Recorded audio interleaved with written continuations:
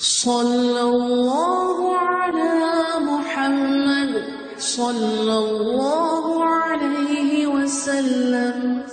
السمیع العلیم من الشیطان الرجیم، بسم اللہ الرحمن الرحیم،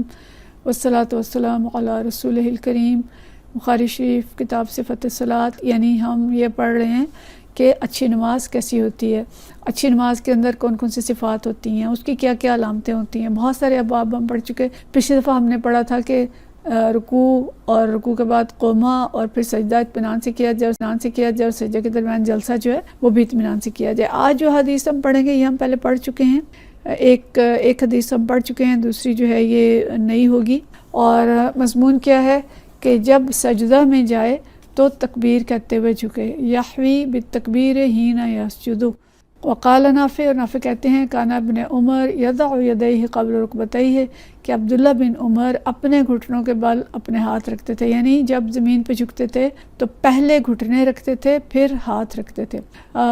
وائل بن حجر سے روایت آئی ہے کہ نبی کریم صلی اللہ علیہ وسلم بھی پہلے گھٹنے رکھتے تھے زمین پہ اور ہاتھوں کو بعد میں رکھتے تھے، لیکن بہرحال یہ گنجائش موجود ہے کہ کوئی شخص اگر اس کی عمر زیادہ ہو گئی ہے یا اس کو گھٹنوں کی کوئی تکلیف ہو گئی ہے یا کمر کی یا کوئی ایسا مسئلہ ہے تو ایسا ہو سکتا ہے کہ وہ پہلے ہاتھ رکھے اور اس کے بعد اپنے گھٹنے جو ہیں ان کو زمین پہ رکھے۔ ایسا کرنا جائز ہے، لیکن معمول جو تھا نبی کریم صلی اللہ علیہ وسلم کا وہ یہ تھا کہ پہلے گھٹنے رکھتے تھے۔ اچھا جی، اور باب یہ ہے کہ سجدے میں جاتے ہوئے تکبیر کہتے ہوئے جھکنا۔ حدیث ہے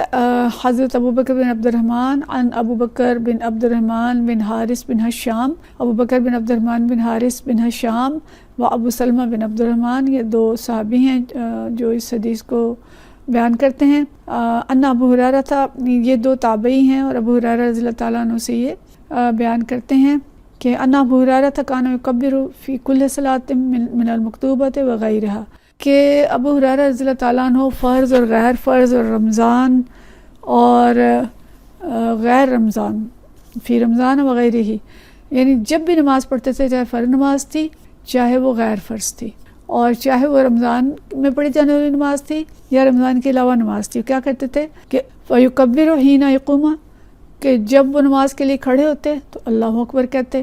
ثُمَّ يُكَبِّرُ حِينَ يَرْكَعُ، اور جب رکوع میں جاتے تو پھر اللہ اکبر کہتے، ثُمَّ يَقُولُ سَمِعَ اللَّهُ لِمَنْ حَمِدَهُ، پھر جب رکوع سے اٹھتے سر اٹھاتے تو سمیع اللہ لمن حمدہ کہتے، ثم یقول ربنا ولک الحمد، پھر کہتے ربنا ولک الحمد، کہ اللہ تیرے لیے ساری تعریف ہے۔ قبل ان یسجد، سجدے سے پہلے، ثم یقول، پھر کہتے اللہ اکبر، ٹھیک ہے، سمیع اللہ لمن حمدہ کہنے، ربنا ولک الحمد کہنے کے بعد پھر کہتے اللہ اکبر۔ یحوی ساجدن، جب سجدہ کے لیے جھکتے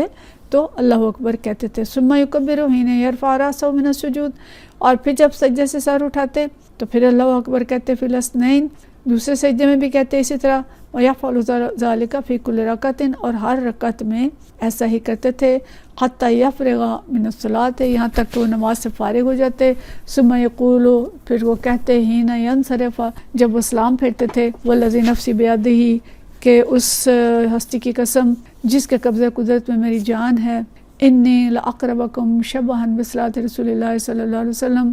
کہ میں تمہیں نبی صلی اللہ علیہ وسلم کی نماز کے زیادہ مشابہ نماز پڑھنے والا ہوں، یا تمہیں زیادہ مشابہ نماز پڑھاتا ہوں۔ ان کانت هذه لصلاته حتى فارق الدنیا، کہ آپ صلی اللہ علیہ وسلم کی دنیا سے جدا ہونے تک جو نماز تھی وہ ایسی ہی تھی۔ اس کا پس منظر میں آپ کو پہلے بتا چکی ہوں۔ بعد میں آنے والے حکمرانوں نے، بنو امیہ کے جو لوگ تھے،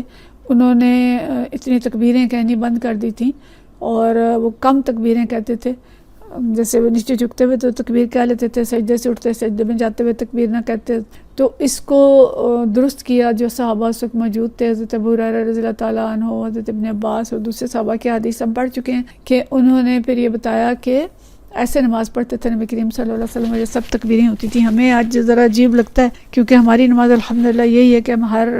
حرکت کے ساتھ اللہ اکبر کہتے ہیں، لیکن بنو امیہ کے دور میں تکبیریں کم ہو گئی تھیں۔ ہم حدیث پڑھ چکی ہیں جو تکبیریں پڑھ رہے تھے، اور ایک شخص جو دیکھ رہا تھا اس نے کہا کہ دیکھیں یہ شیخ کیا کر رہے ہیں، بس تو تکبیریں پڑھ رہے ہیں، بہت زیادہ پڑھ رہے ہیں۔ تو جو صحابی پاس تھے انہوں نے فرمایا کہ ایسے ہی نماز تھی نبی کریم صلی اللہ علیہ وسلم کی۔ تو دیکھیں کہاں کہاں سے ہو کے علم حدیث ہم تک پہنچے، اور کتنی چیزیں جو کہ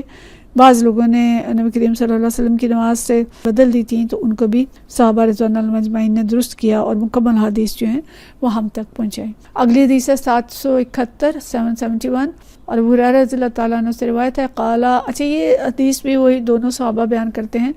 اس لیے یہاں پہ ان کا طویل سند نہیں ہے۔ ابو بکر بن عبد الرحمن بن حارث بن ہشام اور ابو سلمہ بن عبد الرحمن، یہ دونوں افراد ہیں، فرماتے ہیں قالا وقال ابو ہریرہ، ابو ہریرہ رضی اللہ تعالیٰ عنہ فرماتے ہیں مکان رسول اللہ صلی اللہ علیہ وسلم حین یرفع رأسہ یقول، کہ جب آپ صلی اللہ علیہ وسلم سر اٹھاتے تھے رکوع سے تو کیا فرماتے تھے؟ سمع اللہ لمن حمدہ ربنا ولک الحمد، سمع اللہ لمن حمدہ ربنا ولک الحمد فرماتے تھے۔ یدعو لرجال فیسمیہم باسمائہم، تو دعا کرتے تھے چند لوگوں کا نام لے کے، یعنی جب رکوع سے اٹھتے تھے تو رکوع کی حالت میں کھڑے ہو کے کچھ لوگوں کا نام لے کے ان کے لیے دعا کرتے تھے۔ فیقول، فرماتے تھے کہ اللہ نجات دے، یا ان کو، یعنی یہ کمزور مسلمان تھے سارے، تو ان کمزور مسلمانوں کے لیے دعا کرتے تھے کہ اللہ ولید ابن ولید، سلمہ بن ہشام، عیاش بن ابی ربیعہ والمستضعفین من المؤمنین، تین نام لیے، ولید بن الولید، سلمہ بن ہشام، عیاش بن ابی ربیعہ، تینوں نام لے کے، والمستضعفین من المؤمنین، اور مومنین میں سے جو کمزور مومن ہیں،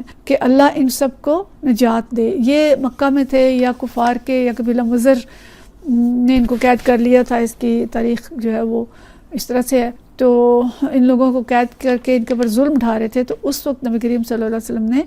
ان کی نجات کے لیے دعا کی، اور یہ ہم پیچھے باب میں ہم پڑھ چکے ہیں، یہ قنوت نازلہ ہے، مختلف الفاظ میں قنوت نازلہ آئی ہے۔ تو ان مستضعفین کے لیے نبی کریم صلی اللہ علیہ وسلم نے نجات کی دعا کی، اور پھر قبیلہ مضر جو تھا اس کے لیے بد دعا کی، فرمایا اللہم اشدد وطاعتک علی مضر، کہ اللہ جو مضر ہیں ان کو اپنی شدید گرفت میں لے لے، وجعلها علیہم سنین کسنی یوسف، کہ ان کے اوپر قحط نازل فرما ایسے جیسے کہ یوسف علیہ السلام کے دور میں قحط آیا۔ وَأَهْلُ الْمَشْرِقِ يَوْمَئِذٍ مِّن مُضر مُخَالِفُونَ لَهُ،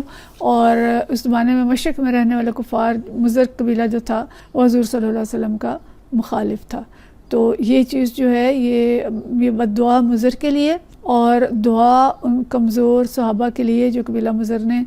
قید کر لیے تھے اور جن کے اوپر وہ سختیاں کر رہے تھے، تو اس کو قنوت نازلہ کہتے ہیں۔ اور یہ قنوت آپ نے قبیلہ مضر کے لیے 1 ماہ تک پڑھی تھی، یہاں تک کہ